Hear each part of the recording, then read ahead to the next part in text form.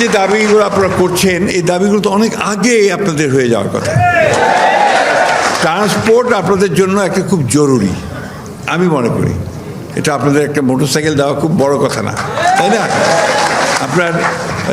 আপনার 30 লক্ষ টাকা আপনার লোন দেওয়া হয় ডেপুটি সেক্রেটারিদেরকে গাড়ি কেনার জন্য, আর যারা আপনার মাঠে ফসল ফলান, খাদ্য নিরাপত্তা নিশ্চিত করেন, তাদের একটা মোটরসাইকেল হবে না, এটা আমি বিশ্বাস করি না।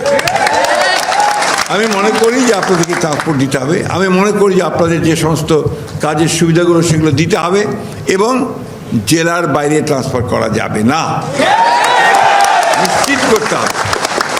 ওনারা একে তো অল্প বেতন তো বেশি না, তারপর যে আপনি বাইরে ট্রান্সফার করে দেন, তাহলে তার পক্ষে বাড়ির চিন্তা, ছেলে মেয়েদের চিন্তা করবেন না, কাজ করবেন।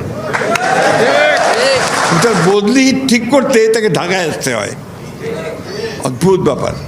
এই যে একটা ব্যুরোক্রেটিক সমস্ত ঘটনা তৈরি করা হয়েছে গত 15-16 বছরে, এগুলো বাংলাদেশের মূল জায়গাটাকে আপনার বিনষ্ট করে দিয়েছে।